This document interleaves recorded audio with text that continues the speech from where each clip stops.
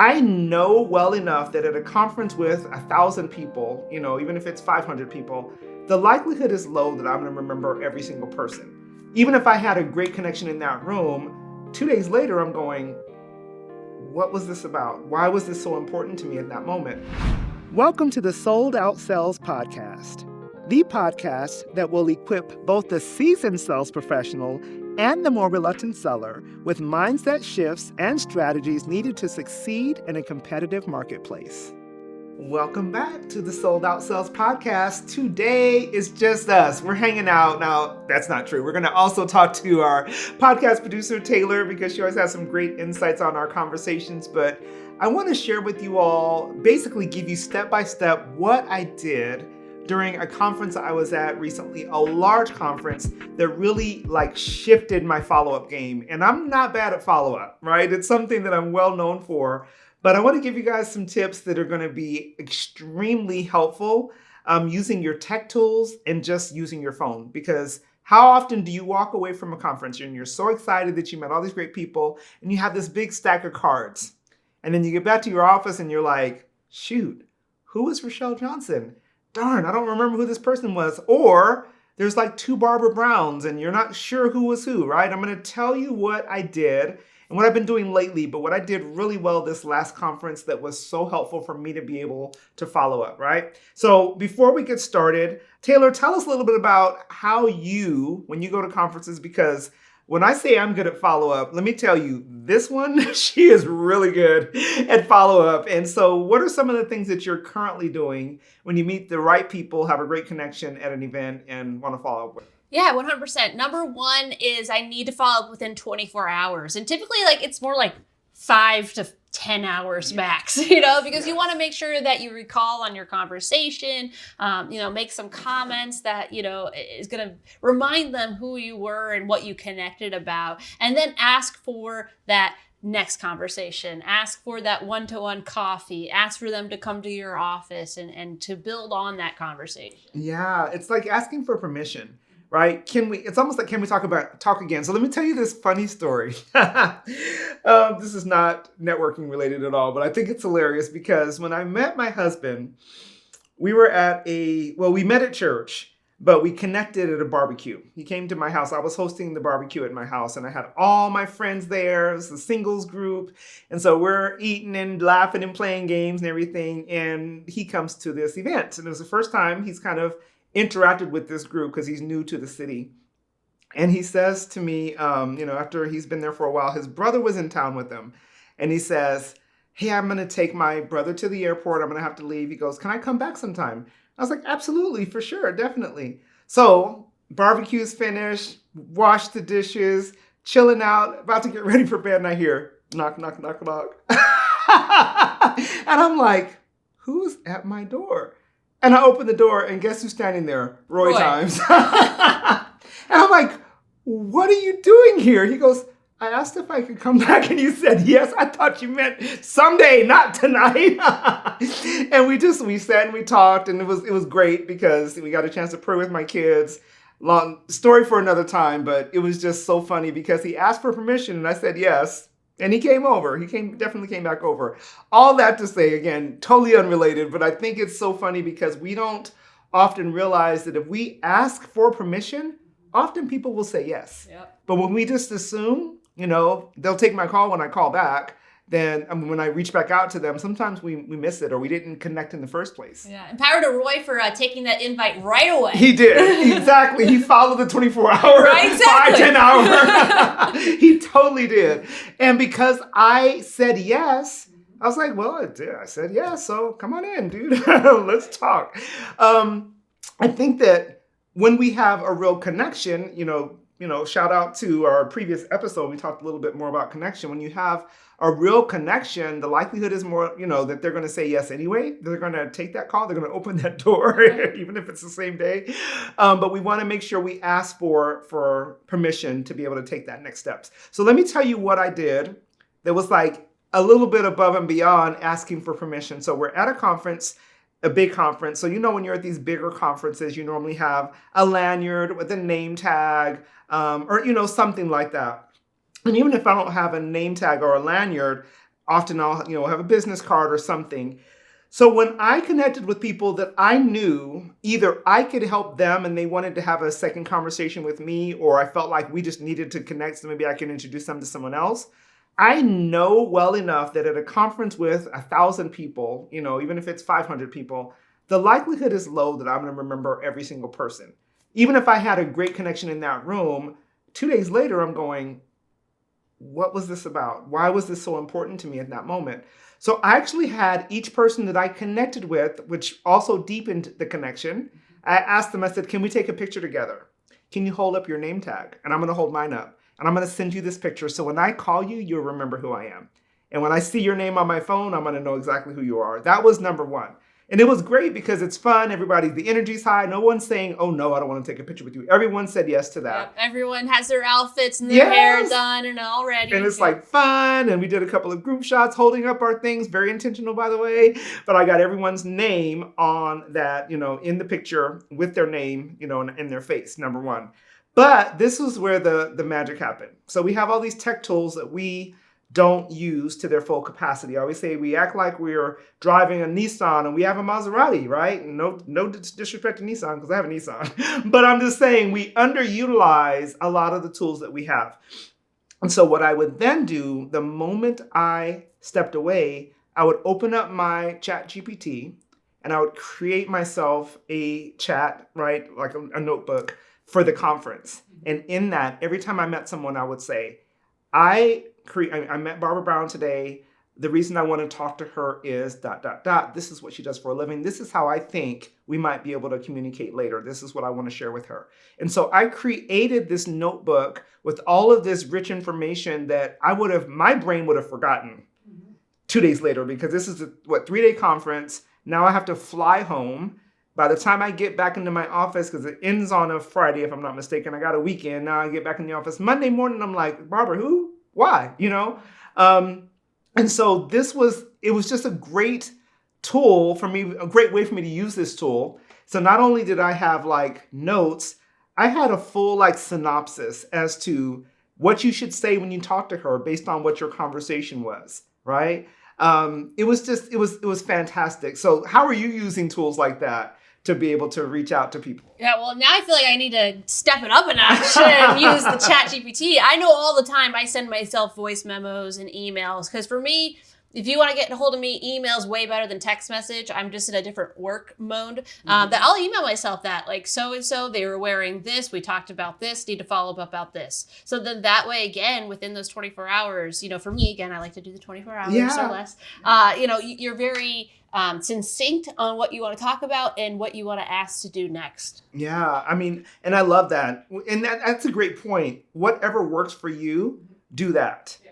And so even though, we're in the world now where people have more digital cards, which I struggle with. I'm not going to lie. Whenever I get a digital card, I need to then send myself an email to say, look at, Raquel Smith and see, follow up about X, Y, and Z, because I'll forget. Me too. And so this is what happens with digital cards. By the way, family, listen, because you're walking away with this, all these various digital platforms, which are great. And I'm not downing them, but I will tell you, this is what happens to the average person.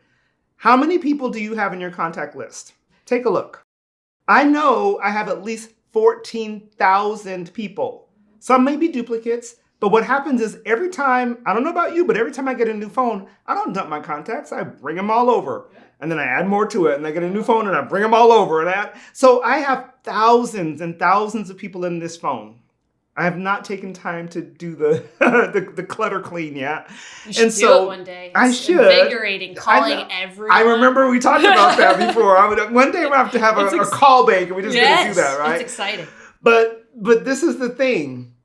The moment I put them into that digital and I get their contact information, it's not someone I'm familiar with already. And once I click yes, save them as a contact, they go deep into the hole of the 14,000 people that I have in my phone. And I'm like, what was that girl's name again? I don't remember. And unfortunately, you tell me if your iPhone works differently than mine does, but it doesn't sort based on last person I saved. It doesn't. So it's not like I can go back and say, who did I save last night? It's just, they're just in the sea of people at that point. And I know I found, again, using that same name as an example, I had 4 Barbara Browns.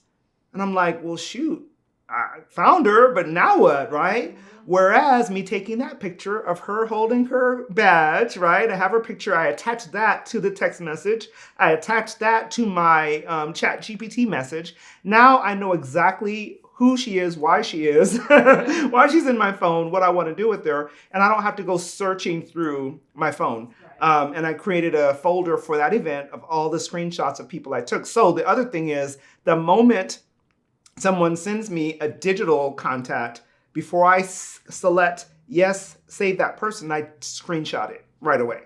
Because that way I can get back to my office, maybe put them in the CRM or whatever, without me trying to figure out who they were. If you're someone who hates to network because you don't always know what to say, I get you.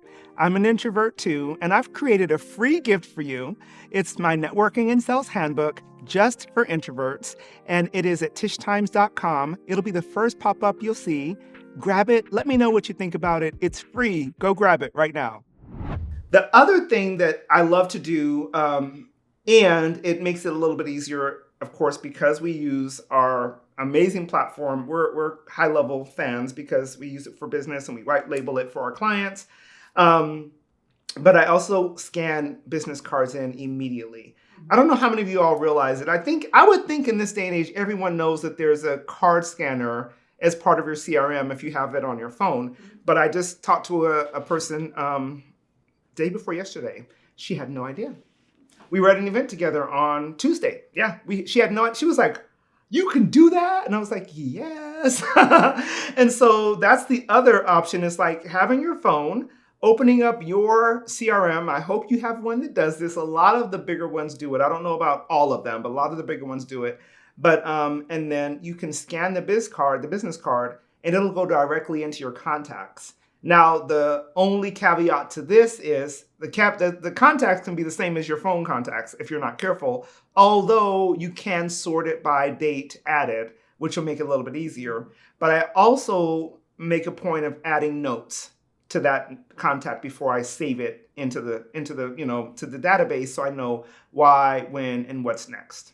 And for those who maybe don't have a CRM system or wondering, like, what do you mean by CRM system? I'm personally shocked by those who are confused by it, but I run into it a lot. Can you just go into a little more depth of like, what is it that you're doing? What is a CRM system and why does it matter? Yeah, it's so funny when you've been doing these things for so many years. It's so easy to just rattle these things off without even thinking about it. So thanks for asking that. So it stands for customer or client relationship management, system. And if you're familiar with, if you heard me say high level, it used to be called Infusionsoft. Now it's called Keep, Kajabi. There's millions of them. Zoho. These are these platforms that when you meet prospective clients or have new client relationships, it's a way for you to take all of your information, put it in there. You have their name, their email, their phone number, sometimes their physical address, and then you can basically guide their entire client journey.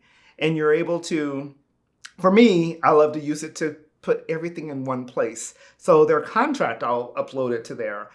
Every conversation we have is there. If I am not calling them through the CRM, because our CRM and many others have a capacity if you actually call and text through the CRM. So everything is in one place. But if that's not the case, you can document in the CRM and like, spoke to John Lewis this morning, said he's interested in us working together. Next call is on Tuesday, and then schedule yourself an appointment through that CRM to remind yourself to reach out to him on Tuesday.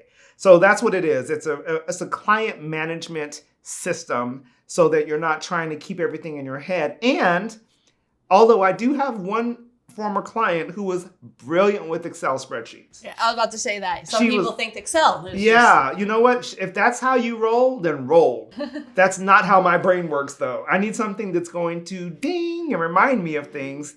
In my opinion, or at least in my experience, Excel doesn't do that. My beautiful planner, a physical planner doesn't do that, although I love writing on things as well.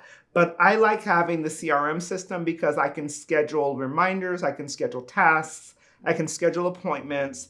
And when I need to get back to someone and remember what we talked about the last time, I can go right there and remember, because as much as I would love to say I remember every single person and every single conversation, I just don't. I just don't remember. So think about this when you're at an event, because remember, we talk a lot about networking here too, because I believe that networking can be the entry point to your sales process. And many of us attend networking events, conferences, trade shows, and the like in an effort to identify and attract new ideal clients. So if you're utilizing it that way and you're going to these events, then you want to make sure you have a strategy around it and you're not blindly. And because I coach so many amazing, high performing, high achieving, high impact female entrepreneurs who are at the top of their game, who are making, sometimes millions of dollars, and they still don't have these systems in place. Right? And they're still trying to figure out, how do you make this repeatable so that they're not all of the time kind of starting over. This is a foundational piece of your business. If you're networking and going to these events, you don't want it to be something where you're like, well, that was a bust. I spent all this money, and we're not always considering how much money it really costs to go to an event. We think about, it cost me $300 to get the registration. No, ma'am. Not only did it cost you the time, the money to get there, the hotel if you're traveling, the food that you ate while you were there because you were in a super expensive hotel eating out off the menu there. Think about the opportunity cost, because every time I'm out of my office, yes, we have systems in place for things to keep happening, but there's still a component that me being a revenue generator, me not being there, it's a cost. There's a cost associated with that. And so there's a huge cost to us attending events locally and nationally or globally. And if we don't have a system around how to make sure that we're able to get new sales, new business, create new opportunities as a result of being in those rooms, stay home. Don't even go. That's just what I'm saying. Don't even go if you don't have a strategy that's going to help you to make the most out of these events. You're going to make more money sitting in your office, in all honesty. And that's a huge statement, because I would much rather you be out networking and getting visibility and meeting new people. But if there's no strategy, there's no plan, there's no follow-up, there's nothing that's going to really make it a profitable situation for you, stay home. Stay home. That's all I have to say about that. That's it. So I hope this has been helpful for you. And if you have other ways that you've been, being able to really maximize your time at events, share them with me. I'd love to hear about them. I'd love to be able to share them with our audience as well. But if you're kind of like, ooh, I'm hearing all this for the first time and I need more information, do me a favor, go to tishtimes.com, click on schedule a sales assessment. I'd love to have a conversation with you, because many times these are small gaps that can be filled with putting a CRM in place or learning how to use the CRM that you already have. Many times it seems like a huge problem, but it's a very quick fix. And I'd love to help you to fix those gaps so that you can have more success as you're going to conferences and networking. I always say this is conference season. We're in the spring session of it right now. Fall will be happening before you know it. And I want to make sure at the end of this year, you can look back and say, wow, I'm so glad that I put these things in place, because I had such a better experience and a better experience in my profitability because I did these things instead of just blindly going to these events. Put something into action that you heard on today's podcast and let me know if you're doing something different that's working for you. See you next week. Thanks for listening to the Sold Out Sales Podcast. I would be so appreciative if you would show me and my amazing guests some love by leaving a review on your favorite podcasting platform. Also, go over to tishtimes.com/resource page and make sure you pick up your sales and networking handbook, especially for introverts. Also, I would love to continue this conversation, so make sure you connect with me on Facebook, Instagram, and LinkedIn. I'll see you back here next week.